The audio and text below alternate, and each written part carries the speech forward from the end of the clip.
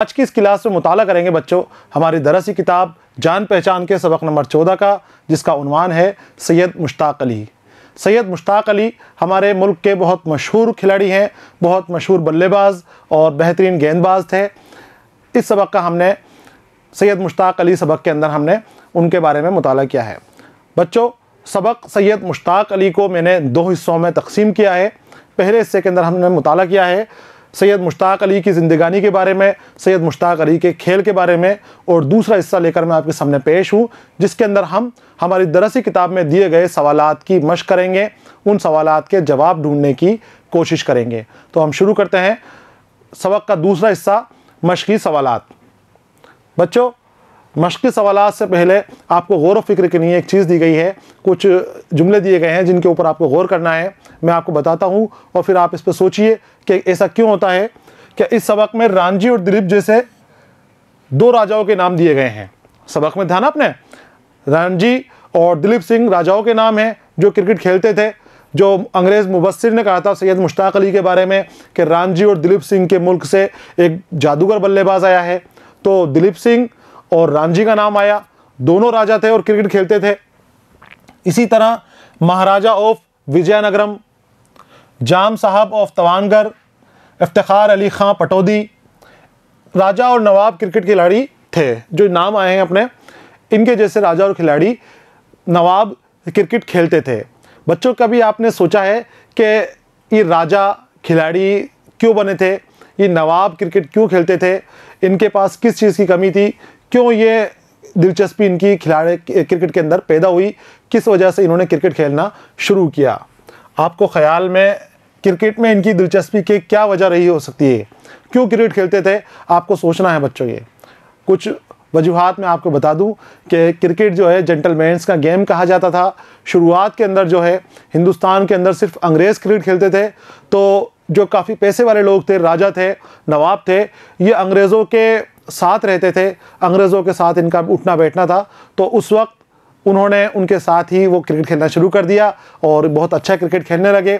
साथ ही मैं बता दूं आपको कि हिंदुस्तान की टीम के अंदर खेलने के लिए जिस तरह का क्रिकेट वहाँ पर खेला जाता है, उसके लिए बहुत पैसा खर्च करना पड़ता है। तो आम लोगों की उस वक्त ऐसी हैसियत नहीं थी कि क्रिकेट खेल सकें, या क्रिकेट के लिए जो साजो सामान लगता है, गेंदें लगती हैं, बल्ले लगते हैं, बहुत सारी चीज़ें क्रिकेट के लिए चाहिए, वो जमा करने की उन लोगों की, आम लोगों की हैसियत नहीं थी। तो सिर्फ राजा महाराजा और नवाब जिनके पास बहुत ज़्यादा दौलत थी, बहुत ज़्यादा पैसा था, वो क्रिकेट खेलते थे। जो मैंने वजूहात बताई, इसके अलावा और भी कई वजूहात हैं बच्चों क्रिकेट के अंदर, ना राजाओं के और महाराजाओं के आने के, नवाबों के आने की। वो वजूहात आपको अपने वालिद वालिदा या अपने घर में किसी बड़े से पूछना है, अपने जो क्रिकेट खेलने वाले दोस्त हैं उनसे पूछने की कोशिश करनी है, और फिर उसे अपनी बुक में, नोटबुक के अंदर नोट करना है। आगे आते हैं हम सवाल और जवाब की तरफ। पहला सवाल है, मुश्ताक अली किस टीम की जानिब से क्रिकेट खेलते थे? मुश्ताक अली किस टीम की जानिब से क्रिकेट खेलते थे बच्चों? तो देखिए आप, मुश्ताक अली इंदौर की होलकर और हिंदुस्तान की क्रिकेट टीम की जानिब से खेलते थे। जो आप छोटे मैच खेलते थे, वो जो फर्स्ट क्लास मैच थे आपके, इंदौर की होलकर टीम के साथ खेलते थे, और आगे चलकर आप हिंदुस्तान की टीम के अंदर सेलेक्ट हो गए तो आप हिंदुस्तान की टीम के साथ भी खेलते थे। ये था सवाल नंबर 1 का जवाब। इसे आपको नोट कर लेना है अपनी नोटबुक के अंदर।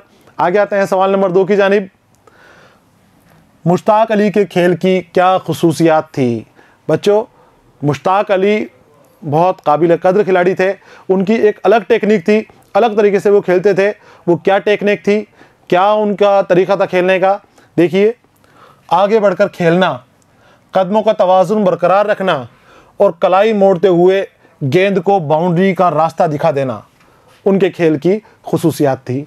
इस तरह से खेलते थे वो, आगे बढ़कर खेलते थे, कलाई का इस्तेमाल करके गेंद को बाउंड्री के पार पहुंचाते थे, कदमों का तवाज़ुन बनाए रखते थे, बैलेंस नहीं बिगड़ता था आपके खेलते हुए। इस तरह का खेल आप दिखाते थे। डरते नहीं थे आप किसी भी गेंदबाज से, चाहे कितना ही बड़ा ख़तरनाक गेंदबाज हो, कितनी ही तेज़ रफ्तार से गेंद फेंकने वाला हो, आप किसी से डरते नहीं थे। जब आपने मन में सोच लिया कि इस पर मारना है, बाउंड्री के पार पहुंचाना है, तो उसी तरीके से जो आप सोचते थे वैसे ही खेलते थे। ये था सवाल नंबर 2 का जवाब। सवाल नंबर 3 की जानिब आते हैं हम।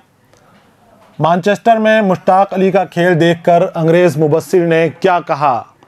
वो मक़ौला मैंने आपको अभी बताया था थोड़ी देर पहले कि अंग्रेज़ मुबस्सिर ने जब आपका खेल देखा, जिस तरह का आपने खेल दिखाया, वो खेल देखने के बाद अंग्रेज़ मुबस्सिर ने कहा कि रांझी और दिलीप सिंह के मुल्क से, रांझी और दिलीप सिंह के मुल्क से एक जादूगर बल्लेबाज आया है जो बल्ले से जादू करता है, जो खेलता नहीं है, जादू करता है। तो देखिए, आप लिख लीजिए इसको।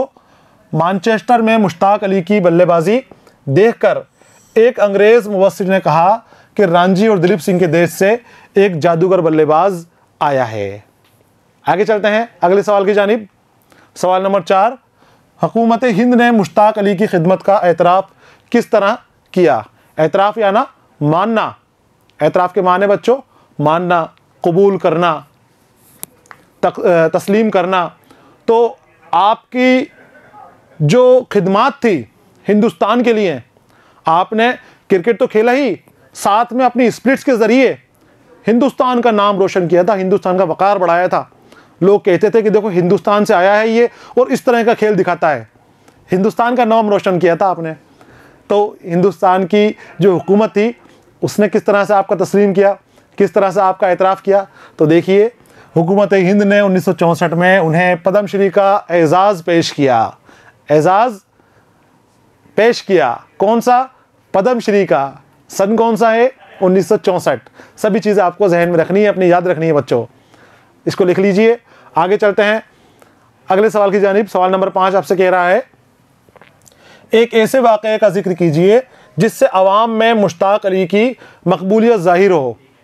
अवाम में मुश्ताक अली की मकबूलियत ज़ाहिर हो, ऐसे वाक़ये आपको बताना है। तो ऐसे बच्चों 2 वाक़ये हुए थे अपनी किताब के अंदर से, आप दोनों में से कोई भी एक वाक़या लिख देना है। मैं दूसरा वाक़या लेकर आया हूँ।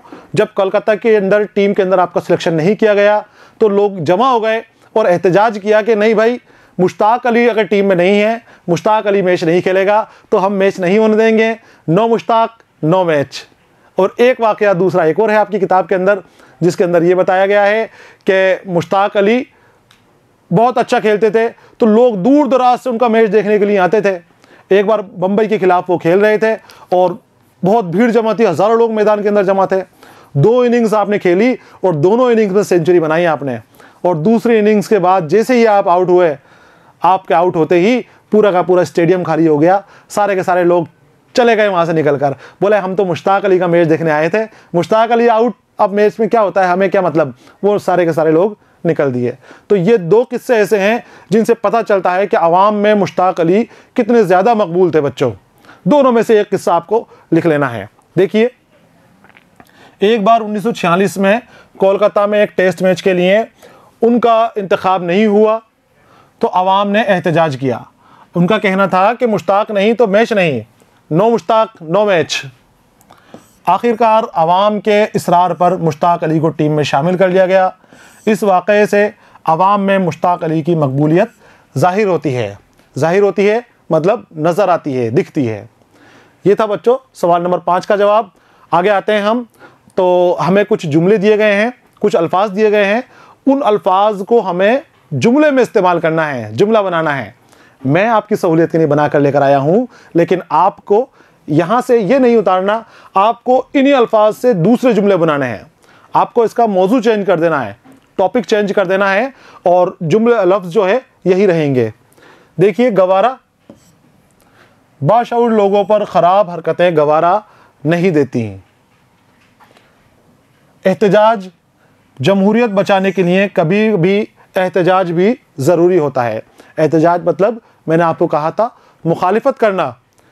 किसी भी चीज़ की मुखालिफत हो सकती है, चाहे वो किसी कानून की हो, चाहे किसी चीज़ की हो। कई बार जमहूरियत बचाने के लिए ज़रूरी होता है कि मुखालिफत की जाए, तो वो मुखालिफत भी ज़रूरी होती है, एहतजाज भी ज़रूरी होता है।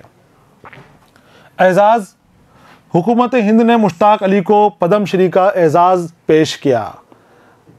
एज़ाज़ उसकी अज़मत के अंदर देना, किसी की अज़मत बयान करना, उसकी इज़्ज़त बढ़ाना, इज़्ज़त के अंदर दिए जाने वाला एज़ाज़ कहलाता है।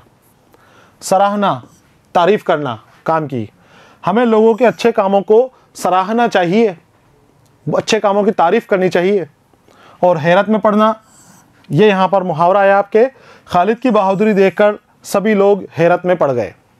बहादुरी देखकर हैरत में पड़ जाना, कुछ ऐसा काम हो जाना कि जिसकी हमने उम्मीद नहीं की थी, जिससे उम्मीद नहीं की वही वो काम वो कर दे, तो इसे हम एजाज हैरत में पड़ना कहेंगे। आगे आते हैं।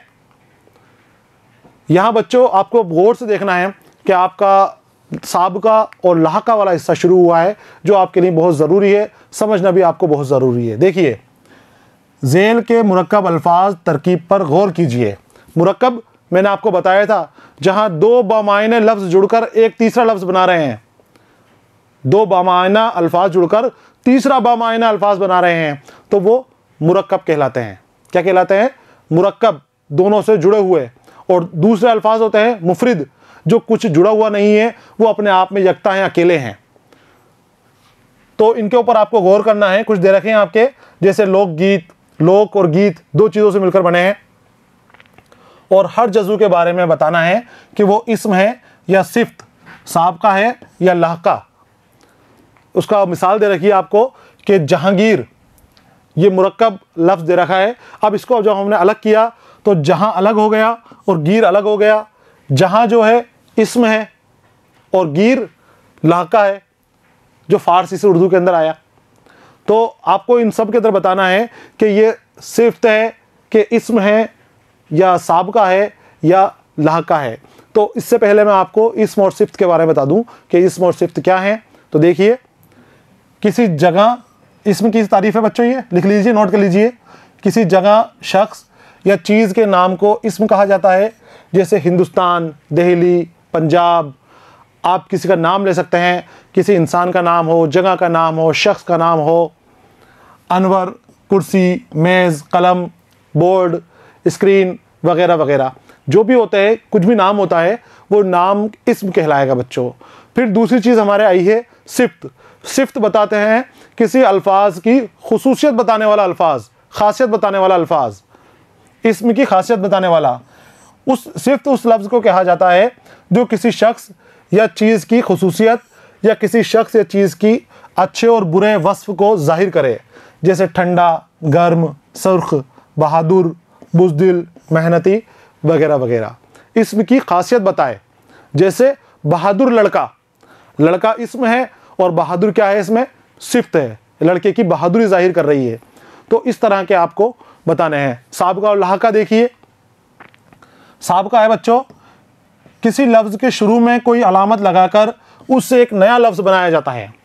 साबका ध्यान से देखना है आपको, किसी लफ्ज़ के शुरुआत में एक अलामत लगाकर या कोई दूसरा लफ्ज़ लगाकर छोटा सा एक नया तीसरा लफ्ज़ बनाया जाता है, जो बामाने होता है। तो जो आगे लगा हुआ लफ्ज़ है, आगे लगी हुई अलामत है, वो साबिका कहलाएगी। देखिए, इस अलामत को साबका कहते हैं, जो आगे लग रही है। जैसे अदब के आगे बे लगा दो। अदब के आगे क्या लगाया? अदब के आगे हमने ये बे लगा दिया, तो क्या हो गया? ये बे अदब। तो बे क्या है? साबका। बे क्या है?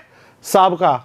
और देखो, अब इसको बे अदब बना दिया और समझ के आगे ना लगा दिया, समझ के आगे ना लगा दिया, तो ये हो गया ना समझ। जो समझता नहीं है वो ना समझ बना लिया जाता है। और मोल से अनमोल बना लिया जाता है। मोल के आगे क्या लगाया हमने? मोल के आगे अन लगा लो तो वो अनमोल बन जाएगा।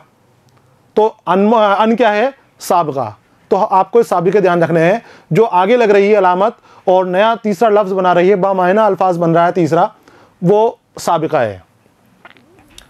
इस मिसाल में बे, ना और अन साबिक़े हैं, जो आगे लग रहे हैं वो साबिक़े हैं। और अब देखिए आप, लाहका, किसी लफ्ज़ के आखिर में कोई अलामत लगाकर उससे नया लफ्ज़ बनाया जाए। अब आखिर में अलामत लगा रहे हैं, अभी क्या लगा रहे थे हम? पहले लगा रहे थे। पहले लगाएं तो साबिक़ा और आखिर में लगाएं तो लाहका, तो उसे लाहका कहा जाता है, उसे लाहका कहा जाता है। जैसे ज़रूरत के आखिर में मंद लगा दो, ज़रूरत के आखिर में लगा दो मंद, तो क्या बन गया?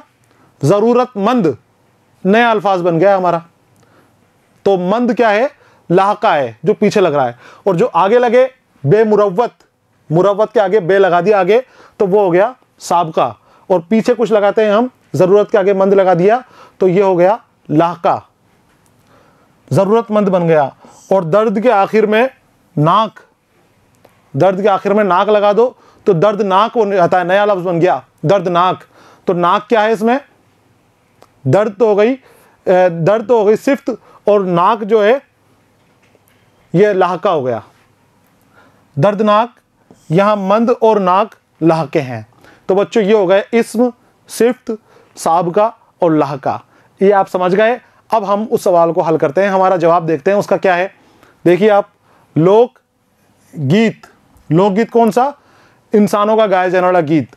तो यहाँ पर साबका है लोक, साबका क्या है लोक, और गीत है इस्म, गाने का नाम है ना गीत, गीत इस्म और लोक साबका। बुलंद हौसला, इसमें बुलंद साबका और सिफ्त भी कह सकते हैं उसको, तो बुलंद साबका है और हौसला जो है इसके अंदर इस्म है, हिम्मत।